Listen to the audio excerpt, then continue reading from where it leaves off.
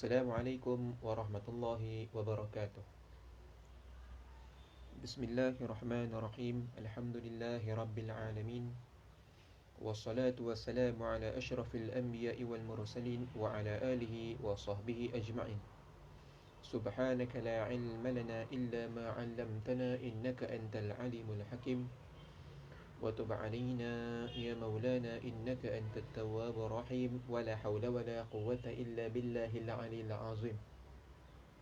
نويت التعلم والتعليم نويت التذكر والتذكير نويت النفع والانتفاع نويت الإفادة والاستفادة نويت الحث على تمسك بكتاب الله وسنة رسول الله والدعاء إلى الهدى ابتغاء مرضاته وقربه وثوابه سبحانه وتعالى. اللهم فقهنا في الدين وعلمنا التأويل. آمين.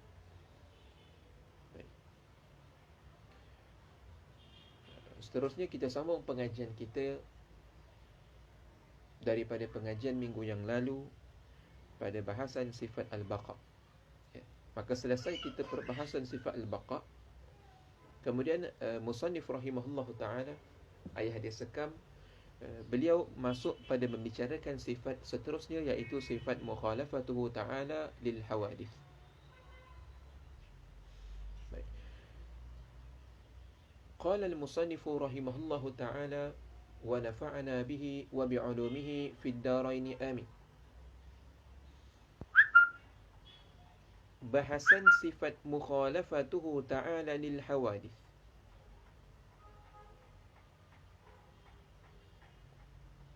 Apabila sudah kita kejap ada Tuhan dan sedianya Tuhan dan kekalnya Tuhan,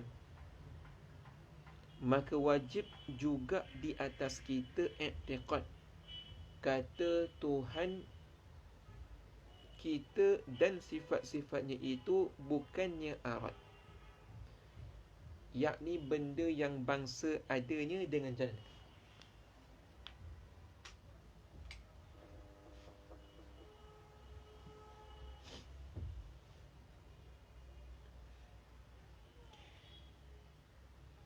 Maka wajib juga di atas kita i'tiqad kata Tuhan kita dan sifat-sifatnya itu bukannya arad, yakni benda yang bangsa adanya dengan jalan lekat dan berjelera pada jirim. Itu tafsiran daripada arad. Dan bukannya Allah Ta'ala itu jirim, yakni benda yang turus. Turus ni ketul. Turus yang bangsa mesti nak ke tempat kosong.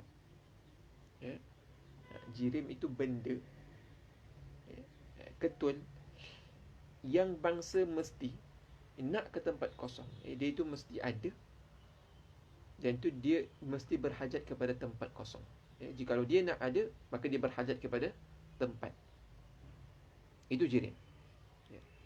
Arad itu ialah sifat. Arad itu ialah sifat. Sifat bagi makhluk. Kita dah bahas sikit mukhalafatu lil hawadith ni pada minggu yang lalu. Jadi saya sambung saja. Jadi mukhalafatu ta'ala lil hawadith ni, dia adalah bahagian daripada sifat salbiyah Allah Subhanahu wa ta'ala, yang mana sifat salbiyah kita sebutkan bahawa sifat yang dengan sebab ada sifat itu maka ternafi barang yang tidak layak bagi zat Allah Subhanahu wa ta'ala. Maka mukhalafatuhu ta'ala lil hawadith itu dengan adanya pada zat Allah Ta'ala, sabitnya sifat itu pada zat Allah Ta'ala, maka zat Allah Ta'ala itu ternafi barang yang tidak layak bagi zat Allah Ta'ala, iaitu ternafinya keserupaan dengan zat atau sifat ataupun af'al Allah Subhanahu wa ta'ala.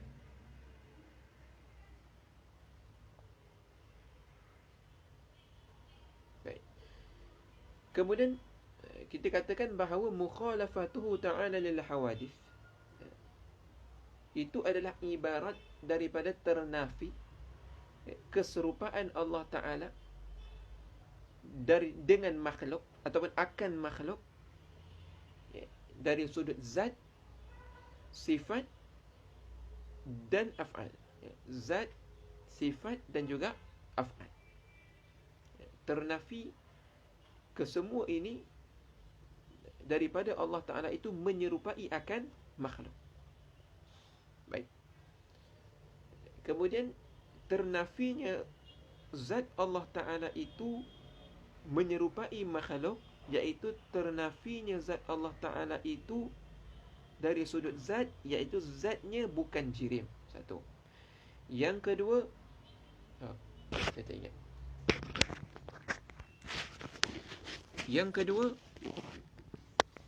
Yang pertama, kita kata zat Allah Ta'ala itu bukan jirim. Itu nafi mumathalah dari sudut zat. Nafi mumathalah dari sudut sifat, iaitu zat Allah Ta'ala bukan arad. Dua. Nafi nafi af'al Allah Ta'ala daripada mumathalah lil hawadith. Af'al Allah Ta'ala itu dia tidak berhajat kepada wasail. Dan juga dia itu adalah af'al Allah Ta'ala itu adalah af'al yang memberi bekas. Ya. Baik. Adapun pada hak makhluk, maka zat makhluk itu adalah jirim. Maka jirim itu, kata musannif, jirim ialah benda. Benda yang ada, turus, yang dia itu mesti berhajat kepada tempat kosong. Itu jirim. Arad ialah sifat. Dan sifat itu dia tidak boleh ada melainkan dia menumpang kepada zat. Manakala arad itu adalah sifat yang baharu, maka dia akan tumpang kepada zat yang baharu.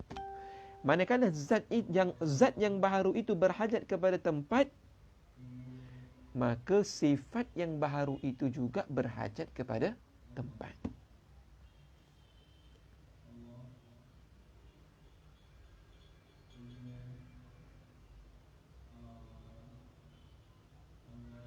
Maka fasal inilah dikatakan Tuhan itu bersalahan dengan yang baharu-baharu. Ada. Kerana kesemua yang baharu-baharu ada itu ialah arad, jirim, belaka. Jadi di sini kita menafikan ternafinya zat Allah Ta'ala itu daripada menyerupai jirim dan arad, ataupun segala yang mempunyai lazim dengan arad ataupun jirim. Segala yang mempunyai lazim daripada beberapa kelaziman yang ada bagi arad dan jirim, maka semua itu adalah ternafi kepada zat Allah Ta'ala, sifat Allah Ta'ala dan af'al Allah Ta'ala. Jadi dan mukhalafatuhu ta'ala lil hawadith ini,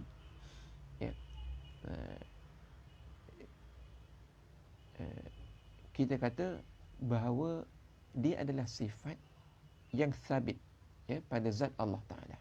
Dia bukan sifat yang wujudiyah, kerana dia adalah bahagian daripada sifat salbiyah. Sifat salbiyah.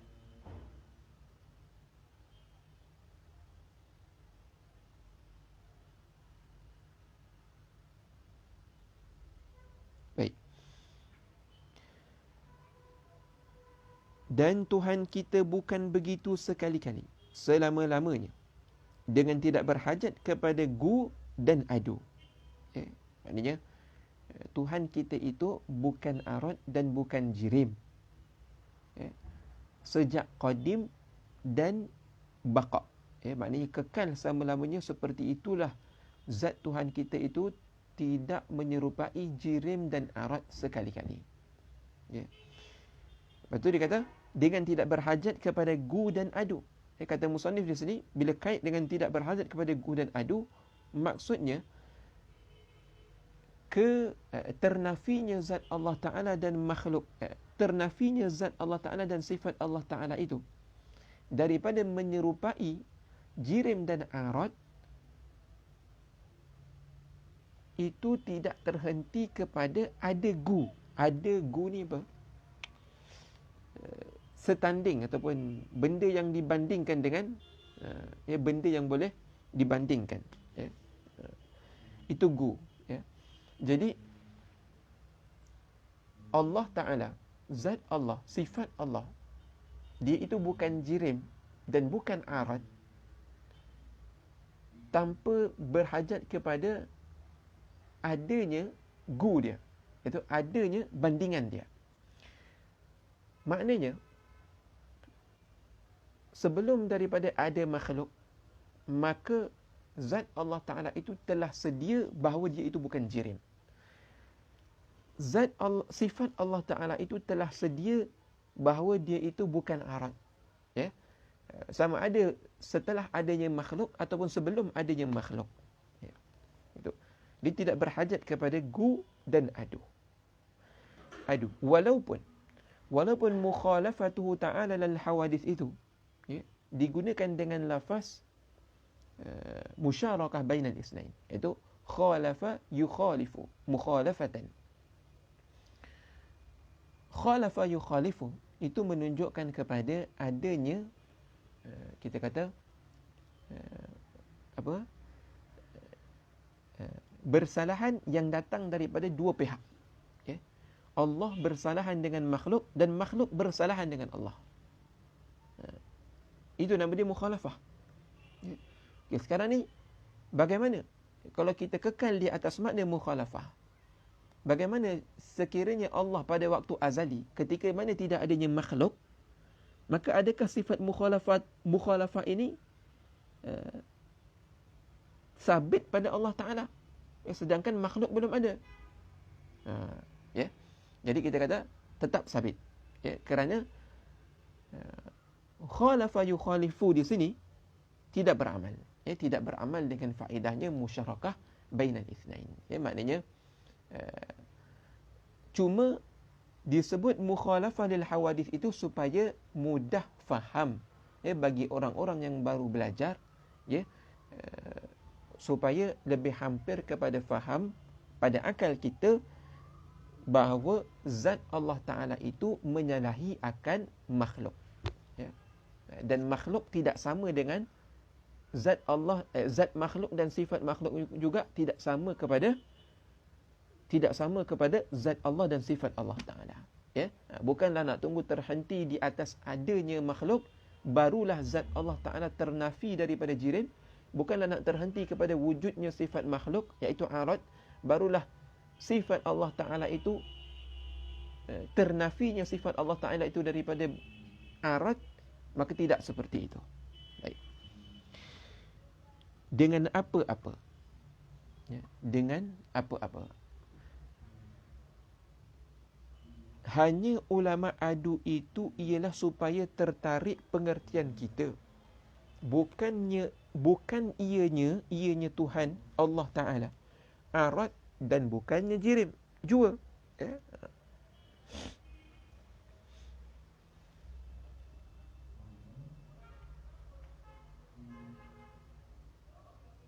Tengok, hanya ulama membuat ibarat seperti itu. Ini seperti mukhalafah lil hawadith. Mukhalafah, itu supaya kita tertarik pengertian, supaya kita hampir kepada faham bahawasanya zat Allah Ta'ala itu bukan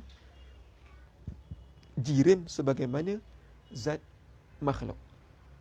Begitu juga sifat Allah Ta'ala itu bukan arad sebagaimana sifat makhluk. Baik.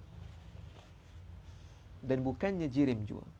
Kemudian, apabila kita tahu kata Tuhan itu bukan arad jirim, maka tetaplah bukannya Tuhan itu lelaki dan perempuan, dan kecilnya dan besarnya, dengan makna banyak juzuk, dan bukannya berjihah dan bertempat pada mana-mana tempat. Jadi ternafi. Ini semua kita bagi lawazim daripada arad dan jirim itu, lelaki, perempuan, kecil, besar, gerak, diam, berjihad, bertempat. Ini semua kita panggil lawazim daripada arad dan jirim, maka semua itu adalah ternafi daripada zat Allah dan juga sifat Allah Ta'ala.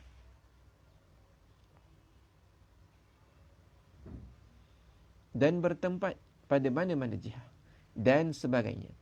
Pendeknya, maksud daripada mukhalafatuhu ta'ala lil hawadith itu ialah yang seperti hamba sebut itu juga.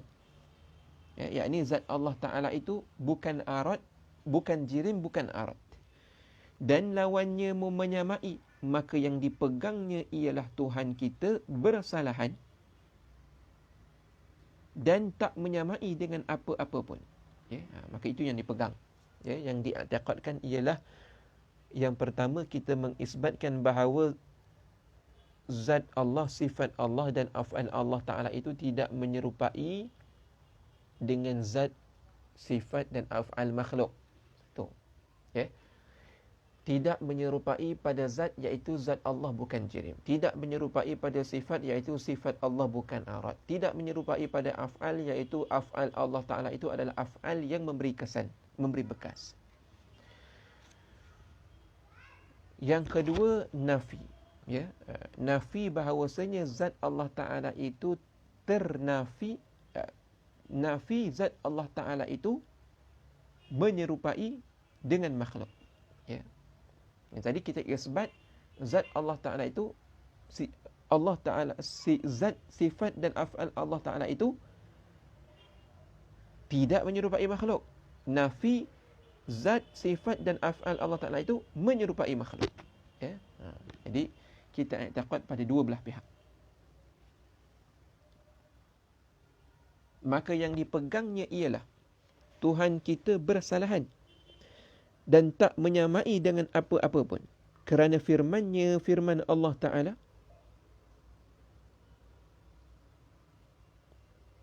laisa kamithlihi syai'un wa huwa as-sami'ul basir. Yakni tidak ada seperti zatnya. Suatu, beginilah ditafsirkan ayat ini di dalam Tawdihul Aqaid. Ini adalah dalil naqli bahawasanya Allah Ta'ala itu dalil naqli daripada Al-Quran bahawasanya Allah Ta'ala itu tidak menyerupai makhluk. Laisa kamithlihi syai'un. Baik. Dan sepakat para ulama mengatakan bahawasanya ayat ini adalah ayat muhkamat. Ayat ini adalah ayat muhkamat. Melainkan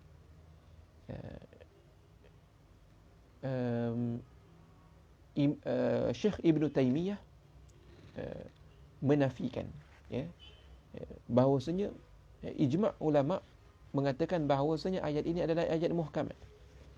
Tetapi Syekh Ibn Taymiyah mengatakan bahawasanya tidak ada ijma' umat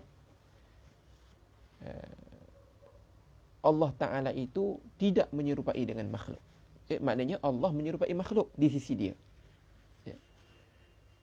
Bahkan kata Syekh Ibn Taymiyah, tidak ada warid dalam nas syariat yang menyebut Allah Ta'ala itu tidak menyerupai makhluk. Dan orang yang menyerupakan Allah Ta'ala dengan makhluk itu tidak dicela. Syuf, tengok. Macam mana? Bagaimana kesesatan Ibn Taymiyah. Musibah. Musibah. Dhalun wa mudhillun. Sesat lagi menyesatkan. Pada masalah akidah. Walaupun kita tidak menafikan kealiman beliau di dalam bidang yang lain, seperti usul fiqh. Beliau mempunyai karangan Al-Muswaddah, rujukan besar di dalam usul fiqh. Baik. Dan apa yang datang daripada setengah salaf, bahawasanya tentang penafian tashbih ataupun penafian keserupaan Allah Ta'ala dengan makhluk, itu adalah penafian dari sudut Allah Ta'ala itu, dia itu bukan daging dan bukan tulang. Itu saja kata Ibn Taymiyah. Adapun dari sudut Allah bertempat, Allah itu mempunyai arah, ya, di atas langit, di atas kursi dan sebagainya,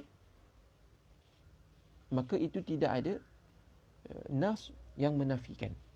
Ya, yakni, ya, maksudnya, ya, beliau mengatakan bahawa tidak ada ijma' ulama pada masalah ini.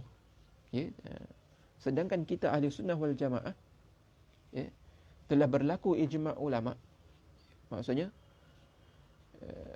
akan ketidakserupaan Allah Ta'ala itu dengan makhluk. Ya. Baik.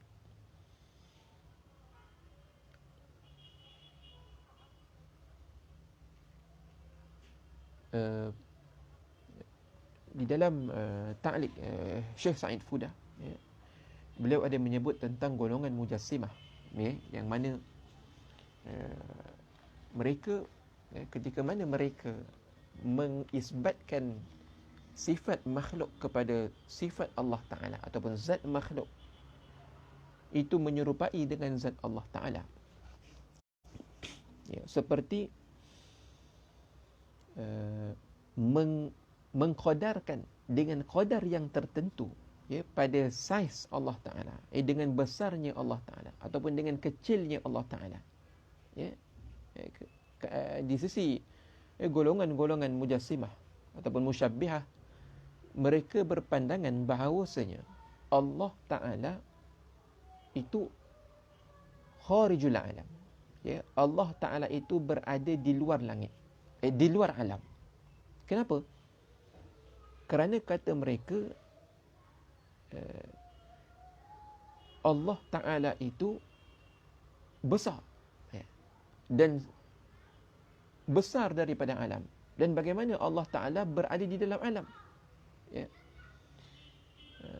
Tetapi, ya, perkataan mereka itu tanakut dengan perkataan mereka yang lain ketika mana mereka mengatakan Allah Ta'ala itu turun ke langit dunia pada 1/3 malam, ya, ketika mana di dalam sebuah hadis Nabi SAW menyebut bahawasanya Allah bertanya kepada makhluk hamba-hambanya, ya, adakah orang yang beristighfar pada malam ini, maka aku hendak mengampunkan, aku hendak mengampunkannya, ya.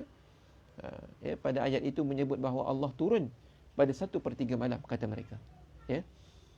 Tidakkah ayat itu, jikalau mereka mentafsirkan bahawa Allah Ta'ala itu, zat Allah turun ke langit, bermakna Allah berada dalam langit, Allah berada di dalam alam, ya. Bukankah Allah Ta'ala itu besar, ya, zat yang paling besar, lebih besar daripada alam, ya. Maka sesuatu yang besar daripada alam, dia tidak boleh berada sesuatu yang lebih kecil daripada dia, ya. Seperti kita, kalau kita berada di dalam sebuah bilik, ya, tentu bilik itu lebih besar daripada kita, bukan kita lebih besar daripada bilik. Kalau bilik lebih besar, kalau kita lebih besar daripada bilik, maka bagaimana kita nak masuk ke dalam bilik, ya. Begitu kalau mereka mengatakan Allah adalah zat yang paling besar, maka kalau mereka mengatakan zat Allah adalah zat yang paling besar, maka alam ini yang lebih kecil daripada zat Allah Ta'ala. Ketika mana ayat tentang Allah turun ke langit, kenapa kamu mengisbatkan Allah turun di langit? Bukankah langit itu sebahagian daripada alam? Ya? Kalau Allah itu turun ke langit dunia, bermakna Allah sudah berada di dalam langit, sedangkan Allah Ta'ala itu besar, ya. Maka bagaimana kamu mengisbatkan Allah Ta'ala itu turun ke langit dunia? Ya. Satu, ya. Yang kedua, ketika mana kamu mengisbatkan Allah itu menyerupai dengan makhluk, ya. Allah itu mempunyai saiz, ataupun Allah itu mempunyai tempat, atau Allah itu mempunyai jihah, ya. Sesuatu yang mempunyai jihah ataupun saiz, ya, besar kecil, turun ataupun di atas, di bawah, itu dia mesti mempunyai had. Dia mesti mempunyai had yang tertentu. Kalau besar berapa besar mana? Ya, besar berapa mana besarnya? Kamu nak mengatakan sebesar matahari, sebesar bulan, sebesar tingginya 30 km, 50 km, 1000 km, sejuta kilometer, dia mesti ada had yang muhaddad, had yang tertentu. Atau jika kita katakan arah, maka dia mesti mempunyai tempat. Maknanya had kepada sesuatu tempat. Baik. Ketika mana kamu mengisbatkan sifat baharu itu ada pada zat Allah Ta'ala atau sifat Allah Ta'ala, maka sesuatu yang bertempat atau sesuatu yang mempunyai saiz ataupun jihah, arah, itu dia itu tak lepas daripada dia itu bersifat dengan mungkin. Itu harus. Contoh ya. Kalau kamu, wahai puak-puak mujassimah, musyabbih, kalau kamu menentukan zat Allah Ta'ala itu besarnya seperti ini, andai kata alam itu besarnya ini, dan zat Allah Ta'ala itu besar seperti ini, lebih besar daripada alam, maka sebab itulah dia itu adalah Tuhan. Maka kenapa kamu menentukan besar Allah Ta'ala itu seperti ini? Kenapa kamu tak tentukan besar Allah Ta'ala itu seperti ini, seperti ini, seperti ini, atau besar lagi? Boleh. Yakni harus. Harus bila sesuatu itu dia menerima sifat yang baharu. Di mana baharu itu, dia itu sesuatu yang imkan, yang mungkin untuk menerima saiz ini, atau saiz ini, atau saiz ini. Kenapa kamu menetapkan seperti itu? Kenapa kamu tak menetapkan sebesar ini Allah Ta'ala? Kenapa kamu tak menetapkan sebesar 2 kali ganda alam Allah Ta'ala? Kenapa kamu tak menetapkan 3 kali ganda ataupun sejuta kali ganda? Jadi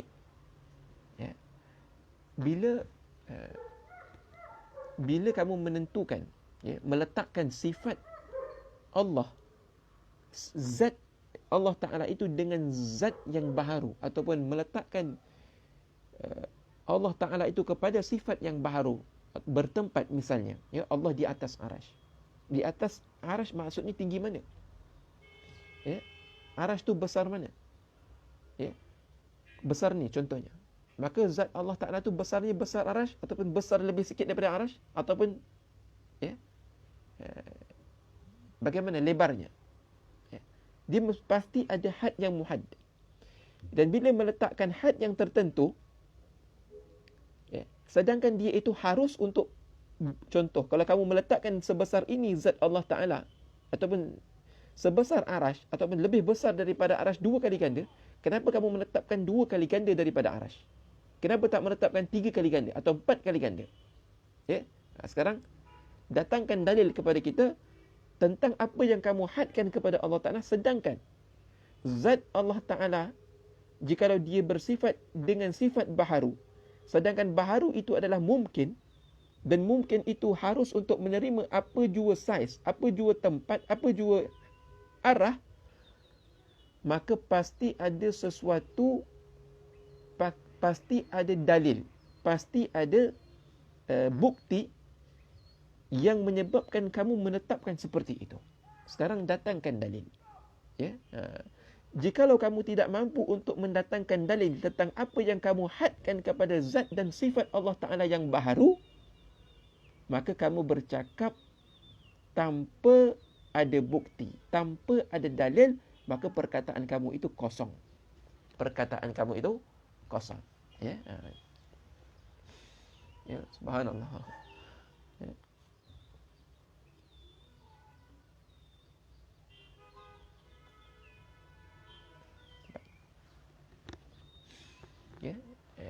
Dan bila mana seorang mujassimah ataupun musyabbihah, dia menisbahkan zat Allah Ta'ala dan sifat Allah Ta'ala kepada suatu yang baharu,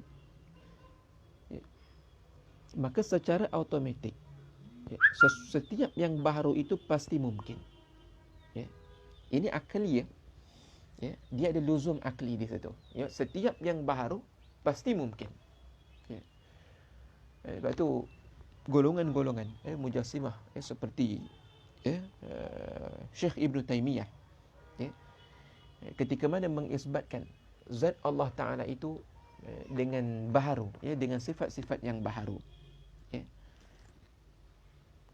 Walaupun mereka tidak melazimkan, Allah Ta'ala itu zat yang menerima gerak dan diam contohnya, ataupun apa sahaja lawazim daripada yang baharu. Walaupun mereka tidak mengisbatkan, tetapi mereka mengisbatkan sifat baharu bagi Allah Ta'ala, tetapi mereka tidak mengisbatkan lawazim bagi yang baharu, maka itu tidak menafikan luzum yang berlaku di antara hudus dan lawazimnya. Kenapa? Kerana luzum itu dia tidak terhenti di atas kehendak seseorang itu melazimkan sesuatu dengan sesuatu yang lain, tetapi luzum itu berlaku secara akli. Dia bukan berlaku secara iradi. Manakala dia berlaku secara akli, ketika mana kamu mengisbatkan satu sifat baharu pada zat Allah Ta'ala, maka akan terbenarlah segala lawazim yang ada kepada baharu. Baik.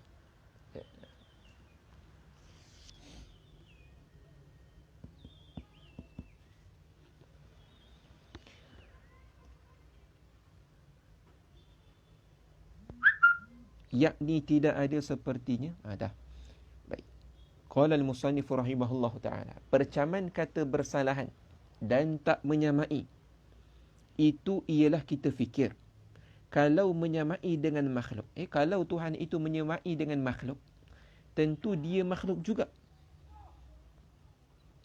Lagi pula kalau jirim, tentu nak ke tempat. Kalau Allah Ta'ala itu jirim, maka tentu dia berhajat kepada tempat. Maka tentu tempat kena qadim katik. Qadim maknanya tempat itu kena qadim juga. Sebagaimana zat Allah Ta'ala, kita dah sabitkan pada dalil yang terlepas, pada sifat kidam, bahawa Allah itu adalah zat yang bersifat dengan kidam. Maka jikalau kita kata Allah itu adalah jirim, maka jirim itu dia berhajat kepada tempat, maka tempat itu juga kena kidam juga. Dia kena bersifat dengan kidam sebagaimana zat Allah Ta'ala. Kerana nanti akan timbul persoalan, kalau Allah Ta'ala itu adalah jirim, sedangkan jirim itu dia ada dengan berhajat kepada tempat, sedangkan tempat itu baharu, maka sebelum daripada adanya tempat, di manakah Allah itu bertempat? Maka sebab itu, jikalau Allah Ta'ala itu jirim, maka tentu nak ke tempat, maka tentu tempat kena qadim katik. Maka berbilang-bilang qadim, maka bila berlaku berbilang-bilang qadim, maka itu menatijahkan kepada perkara yang mustahil.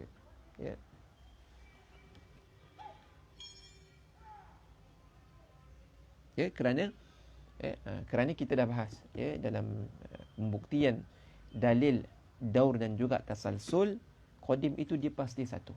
Dia tak boleh berbilang. Maka bahong lagi. Lagi pula kalau ianya jirim, tentu tak lepas daripada besar atau kecil, dan kedua-duanya batal.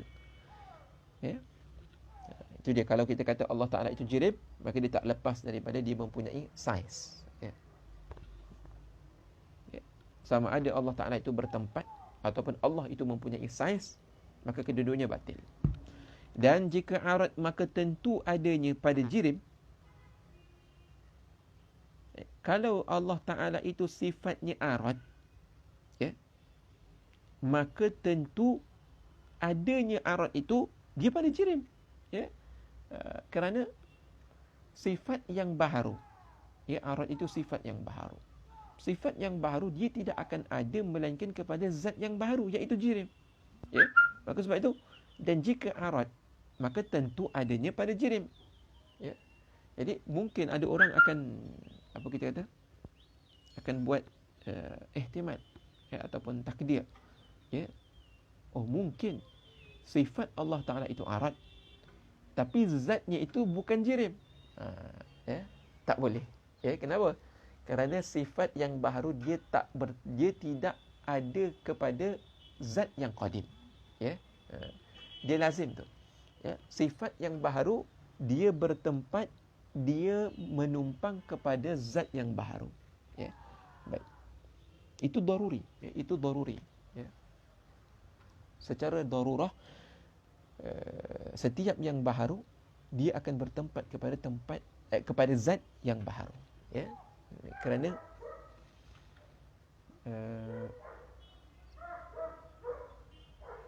zat dia tidak boleh sunyi daripada sifat.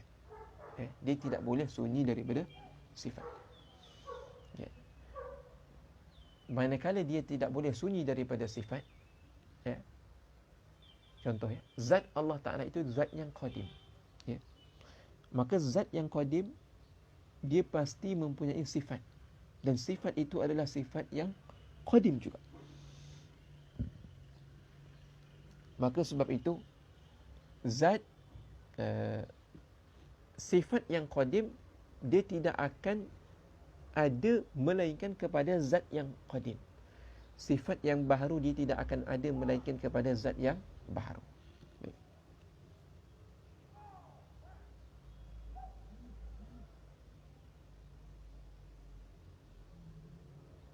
Maka sangat nyata bohongnya. Kenapa nyata? Kenapa kita kena tanya? Bila arad, kalau sifat Allah Ta'ala itu arad, maka tentu dia akan ada pada jirim. Maka tentu nyata bohongnya. Mana nyata dia? Nyata kot mana ni? Ya. Nyata. Kenapa nyata? Ya. Tanya, kenapa nyata? Kenapa? Kerana jikalau Allah Ta'ala itu sifatnya arad, maka dia tentu akan ada kepada jirim. Dan jikalau ada pada jirim, maka jirim itu berhajat kepada tempat. Dan jikalau Allah Ta'ala itu zat yang bertempat, maka tempat tentu kena qadim. Maka kalau tempat itu qadim, maka jadi berbilang-bilang qadim. Ya. Maka mustahil. Baik. Maka sangat nyata bohongnya. Wallahu a'lam. Kita masuk lagi. Bahasan sifat qiyamuhu ta'ala binafsih. Qiyamuhu ta'ala binafsih. Berdirinya zat Allah Ta'ala dengan dirinya sendiri.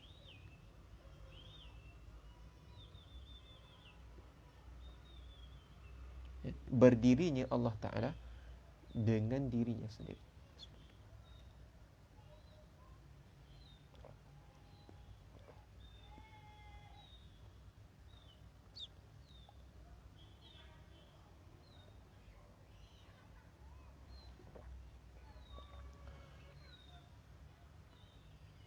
Ini sifat yang keberapa ni? Kelima. Kelima daripada sifat yang wajib atas mukallaf mempelajari secara tafsil, sifat yang wajib bagi Allah Ta'ala. Maka ada ia itu bukan dengan jalan tumpang ada pada benda yang lain. Seperti ada arad pada jirim dan ada sifat pada zat.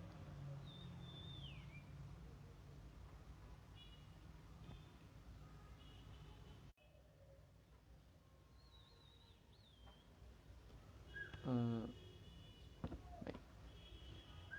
Lain kita putus sekejap. Putus ya.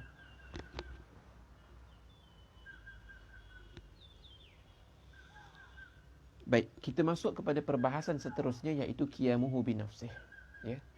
Sifat qiyamuhu binafsih di sini ada dua makna. Yang pertama, apa maksud qiyamuhu binafsih? Berdirinya Allah Ta'ala dengan sendiri.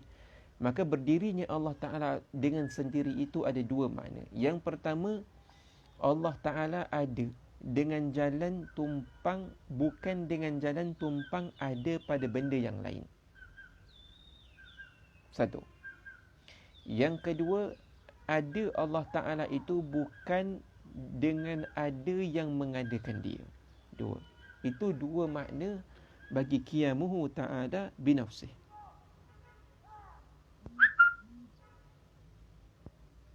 Baik. Lepas tu kata musannif, maka apabila kita kejap adanya Allah Ta'ala, maka ada ia itu Ya. Sebelum kita mengisbatkan qiyamuhu ta'ala binafsih, sebelum kita nak bahas tentang qiyamuhu binafsih, kita mesti dah bahas tentang wujudnya Allah Ta'ala. Ya. Kita nak bahas tentang sifat seseorang. Sebelum itu kita mesti menyatakan kewujudannya terlebih dahulu. Ya.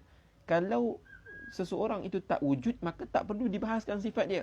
Ya. Tetapi kalau setelah kita menyatakan kewujudan sesuatu zat, satu-satu orang, barulah kita mula untuk membahaskan sifat dia bagaimana. Ya. Tetapi kalau kita membahaskan sifat seseorang tanpa kita mengetahui kewujudannya, itu maka tidak ada faedah. Ya. Maka tidak ada. Sebab itu kata musannif, maka apabila kita kejap, ini kita yakin adanya Allah Ta'ala, wujudnya Allah Ta'ala, kita dah bahas dah yakin pada hati kita, i'tiqad kita pada dalil yang lepas yang menyabitkan kewujudan Allah Ta'ala. Sekarang ketahuilah bahawasanya kewujudan Allah Ta'ala itu, ada dia itu, dia tidak menumpang kepada sesuatu yang lain. Seperti apa? Seperti ada arad pada jirim dan ada sifat pada zat. Ya, seperti ada arad pada jirim dan ada sifat pada zat. Kenapa? Kerana arad dia itu ada dengan jalan menumpang. Maknanya kalau dia tidak menumpang kepada jirim, dia tak ada. Dia akan binasa. Begitu juga sifat, ya. Dia itu ada dengan jalan dia mesti menumpang kepada zat. Ya. Dia tidak boleh ada dengan sendiri dia. Ya. Kita tak pernah nampak putih, tak. Kita tak pernah nampak hitam. Bulat. Kita tak pernah kata ya. Apa lagi? Manis ataupun pedas. Tak. Ya. Kita tak pernah nampak sifat itu dia berjalan dengan sendiri. Tetapi sifat dia mesti berdiri menumpang kepada zat.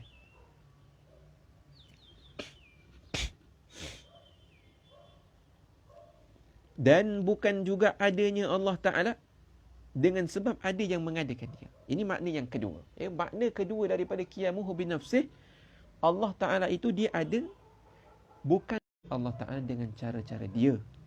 Ya. Ada Allah Ta'ala itu dengan cara-cara dirinya. Bukanlah adanya dengan sebab tumpang zat yang lain. Dan dengan sebab ada yang mengadakan dia. Beginilah maksud daripada perkataan ulama-ulama dahulu. Ya. Baik. Berdirinya dengan sendirinya. Qiyamuhu. Berdirinya dengan sendirinya. Putus lagi lain.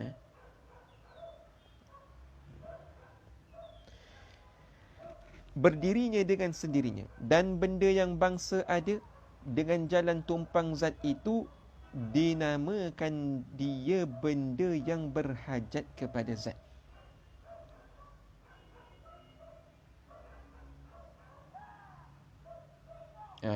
Tengok. Benda yang bangsa ada, sesuatu yang ada. Tu qiyam di sini, qiyam dengan makna ada. Dia bukan qiyam dengan makna berdiri. Sebagaimana kita kata berdiri lawan bagi duduk, tak. Ya, tetapi qiyamuhu binafsih, qiyam di sini dengan makna ada. Ada dengan dirinya sendiri. Lepas tu terjemah musannif di sini, ada Allah Ta'ala dengan cara-cara dirinya. Dia kata ada, dia tak kata berdiri. Kenapa? Kerana Zohir kalau qiyam itu dia maknanya dia berdiri, ya. Tetapi qiyam di sini dengan makna ada.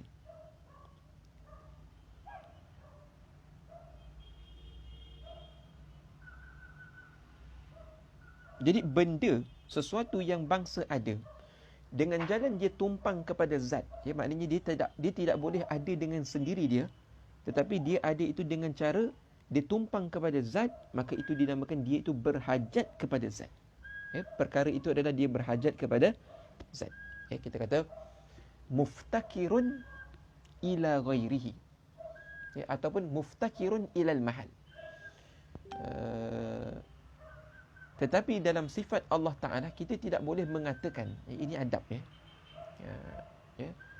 Haram kita mengatakan Allah Ta'ala itu muftakirun ila mahal. Sifat Allah Ta'ala. Tak boleh kita mengatakan sifat Allah Ta'ala. Sifat Allah Ta'ala itu muftakirun ila zat. Itu daripada adab. Cara kita, apa kita kata? Kita sebut. Kita ke mana kita kata muftakir, tetapi kita tak kata dia itu muftakirun ila zat. Tetapi kita kata sifat Allah Ta'ala itu dia qaimatun bizat. Iaitu berdiri dengan zat, berdiri kepada zat. Bukan dia berhajat kepada zat. Berbeza. Kenapa? Kerana perkataan hajat itu menunjukkan kepada kekurangan. Maka sifat Allah Ta'ala itu dia sunyi daripada kekurangan.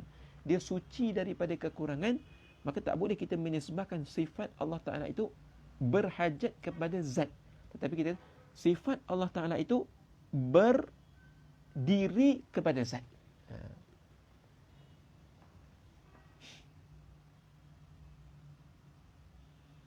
Dan yang ada dengan sebab ada yang mengadakan dia itu dinamakan dia yang berhajat kepada fa'il.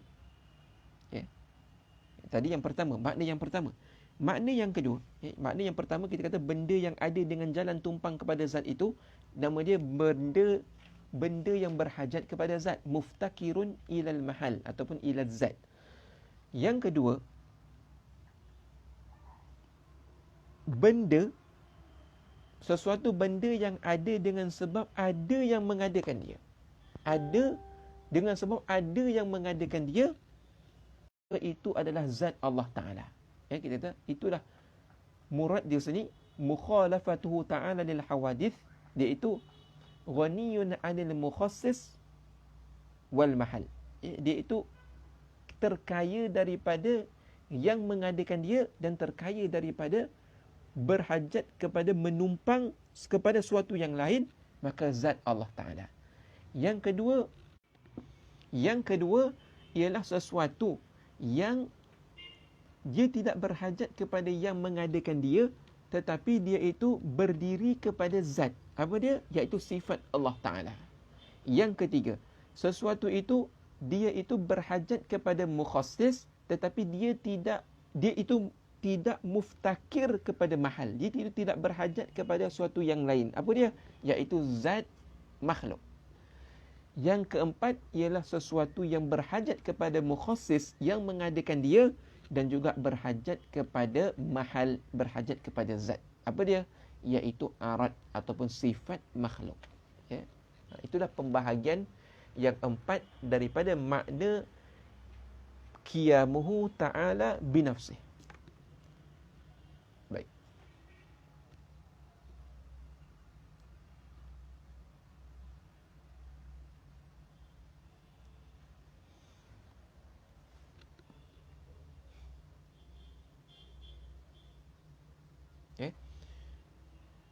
Sampai situ.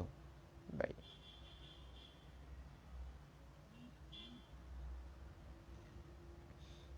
Baik, lagi akan datang kita sambung tentang dalil.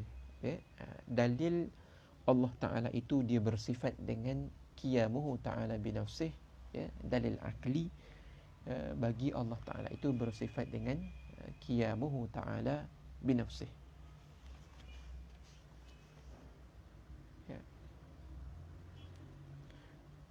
Lagi akan datang kita sambung dalil yang bagi sifat qiyamuh. Baik. Wallahu subhanahu wa ta'ala a'lam.